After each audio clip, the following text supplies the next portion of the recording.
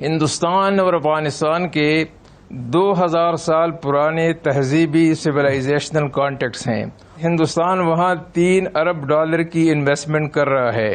جو میرے خیال میں اگر یہ میپ ایشو نہ ہوتا تو زیادہ بہتر ہوتا. کیا ہندوستان کے ڈیسیجن میکرز نے، پالیسی میکر نے، اسٹریٹجک تھنکرز نے اس حقیقت کو تسلیم کر لیا ہے، یہ ایبزارب کر لیا ہے کہ اب افغانستان میں آنے والے وقت میں ہندوستان کا اثر و رسوخ نہیں ہو پائے گا؟ اور اگر انہوں نے اس کو ایڈجسٹ کر لیا، اور پھر تو تھوڑا سا ہم دیکھ رہے ہیں کہ کسی حد تک ایک دوریاں ان کی ایران کے ساتھ بھی بلڈ اپ ہوتے نظر آتی ہیں، پرہیپس بیکاز ان کا امریکہ کے ساتھ جو ایک اسٹریٹجک ریلیشن شپ ہے. تو اس میں ہندوستان کیسے ایڈجسٹ کر رہا ہے؟ کیا کاؤنٹر مووز آپ سمجھتے ہیں کہ انڈین اسٹریٹجک تھنکنگ لے گی وزا افغانستان اینڈ ایران؟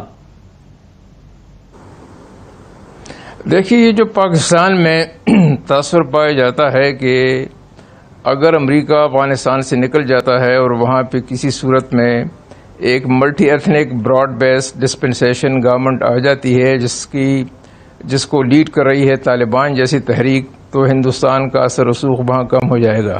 یہ تاثر قطعی طور پر غلط ہے.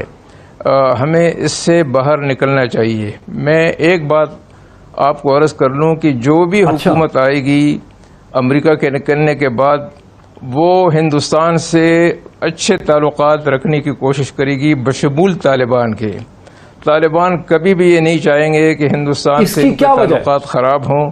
یہ بات ضرور، اس کی وجہ یہ ہے کہ پہلی بات، ہندوستان اور افغانستان کے 2000 سال پرانے تہذیبی سویلائزیشنل کانٹیکٹس ہیں، ان کو وہ خراب کرنے کبھی نہیں دیں گے. تیسری بات، ہندوستان وہاں $3 ارب کی انویسٹمنٹ کر رہا ہے اور اس کی نظر سینٹرل ایشیا پر ہے اور ان کے ہائیڈرو کاربن ریسورسز پہ ہے، اور افغانستان ایک سپرنگ بورڈ ہے ان کے لیے، کیونکہ ہندوستان کو انرجی کی ضرورت ہے اور وہ سینٹرل ایشیا سے بھی اور ذرائع کے علاوہ سینٹرل ایشیا سے بھی وہ لیں گے. تو تیسری بات یہ ہے کہ افغانستان کو مدد کی ضرورت ہے اور وہ نہیں چاہیں گے کہ ہندوستان جیسے ایک بڑے ملک کے ساتھ ان کے تعلقات خراب ہوں اور ان سے جو مدد کی توقع کی جا رہی ہے وہ مدد ان کو حاصل نہ ہو سکے. تو ان وجوہات کی بنا پہ اگر آپ طالبان کی لیڈر سے بات کریں تو وہ بھی آپ کو یہی بتائیں گے کہ ہم ہندوستان کے ساتھ بہترین تعلقات قائم کرنے کی کوشش کریں گے. اچھا، یہ ایک مجھے کوشچن ایک میرے ذہن میں آتا ہے کہ طالبان وہ فورس ہیں، جتنا ہم ہندوستان کی رائٹنگ دیکھتے ہیں، ان کی پوزیشنز دیکھتے ہیں، ان کے تھنک ٹینک ہیں، آبزرور ریسرچ کو دیکھ لیں، ان کے لکھنے والے، ان کے ایڈیٹرز، ان کے اخبارات، ان کے جو آپ ایڈ چھپتے ہیں، ان کے ٹیلی ویژن میں جو ڈسکشنز ہوتی ہے، جو انہوں نے لٹریچر سارا لکھا ہے 20-25 برس میں، وہ تو ایکسٹریملی وینمس ہے. وہ تو طالبان کو ایک بہت بڑا اس خطے کا سکور جس سمجھتے ہیں، اس کو ایک مسئلہ سمجھتے ہیں، ان سے نفرت کرتے ہیں. اگر انہوں نے موعید پیرزادہ کو گالی نکالنی ہے یوٹیوب کے اوپر کامنٹ کرتے کہتے ہیں طالبان کا ایجنٹ ہے، یہ طالبان لگتا ہے، اس کی شکل سے طالبان لگتا ہے. میں اس کی وجہ آپ کو بتاؤں. اس کی وجہ یہ ہے کہ ہندوستان میں یہ تاثر پایا جاتا ہے کہ طالبان جو کچھ پاکستان کہتا ہے وہی کرتے ہیں. وہ پاکستان کے چہیتے ہیں، پاکستان نے ان کو پروڈیوس کیا ہے، پاکستان ان کو سسٹین کر رہا ہے، پاکستان ان کو گائیڈ کر رہا ہے، پاکستان ان کو انسپریشن دیتا ہے. یہ سب باتیں کچھ حد تک صحیح ہیں، کافی حد تک یہ غلط ہیں. صرف اس لیے کہ ان کی لیڈرشپ پاکستان میں بیٹھی ہوئی ہے، اس کا یہ مقصد نہیں ہے کہ طالبان وہ کچھ کریں گے جو ان کو کہا جائے گا.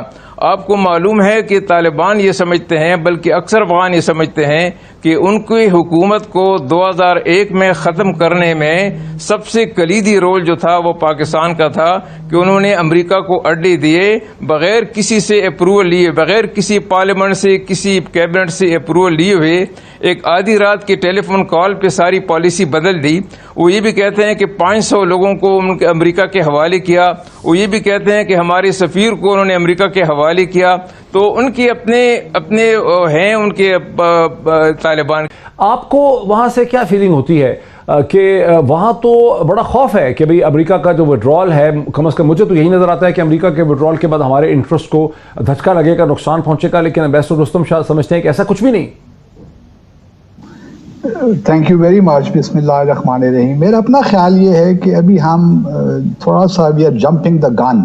اور جہاں تک بھارت کا تعلق ہے، میں رستم شاہ صاحب سے حد تک اتفاق کرتا ہوں کہ آنے والے دنوں میں اگر طالبان حکومت بنا لیتے ہیں تو they would like to have good relations with India, کیونکہ پاکستان کے ساتھ بھی جو اعتماد کی کمی ہے وہ بھی اپنی جگہ ایک حقیقت ہے، اور جس طرح محمد صاحب نے کہا تو ابھی اس خطے میں بہت سی تبدیلیاں آنی ہیں، لیکن ان تبدیلیوں کو ہمیں اس طرح نہیں پیش کرنا چاہیے کہ پاکستان کے لیے سب ہنکی ڈوری ہے. ابھی افغانستان کا پرابلم ہمارے لیے ایگزسٹ کرے گا، اور پھر جہاں تک ہمارے تعلقات ہیں، خاص طور پہ سی پیک کا امپلیمنٹیشن کا جو ایشو ہے وہ ہمارے لیے ایک بہت بڑا چیلنج ہوگا، کیونکہ جب تک سول وار افغانستان میں رہے گی اس وقت تک میرا اپنا خیال یہ ہے کہ بھارت جو ہے وہ NDS کے ذریعے، اشرف غنی کی حکومت کے ذریعے پرابلمز وہاں کریٹ کریں گے. ان کی اس وقت یہ خواہش ہوگی کہ جب تک کشمیر میں سچویشن کنسالیڈیٹ نہیں ہوتی، افغانستان ٹربولنس میں رہے، افغانستان میں انسٹیبلٹی رہے، کیونکہ دونوں جو سچویشنز ہیں آپس میں انٹر لنکڈ ہیں.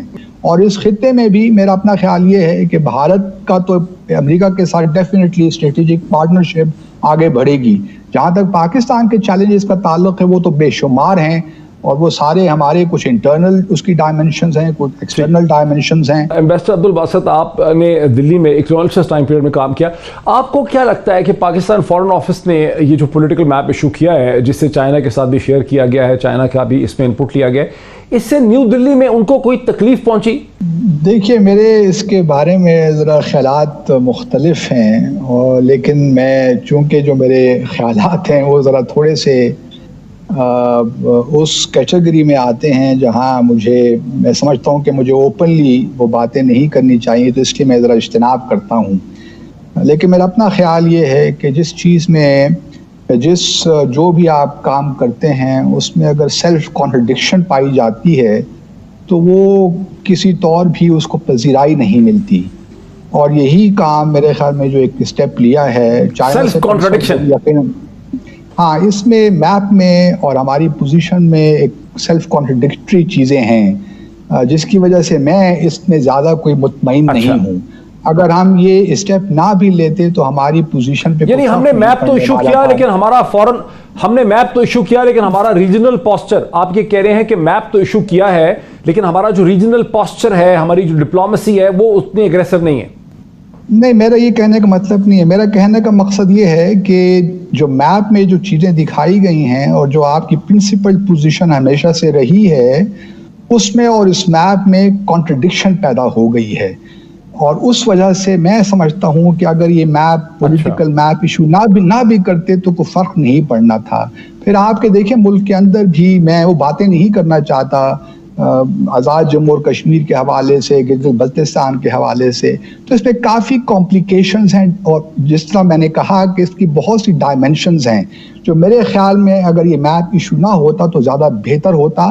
ہم اپنی جو چیزیں ہیں سمبلزم سے نکل کر تھوڑا سا اگر ہم try to reach out to the world, وہ ہمارے لیے زیادہ بہتر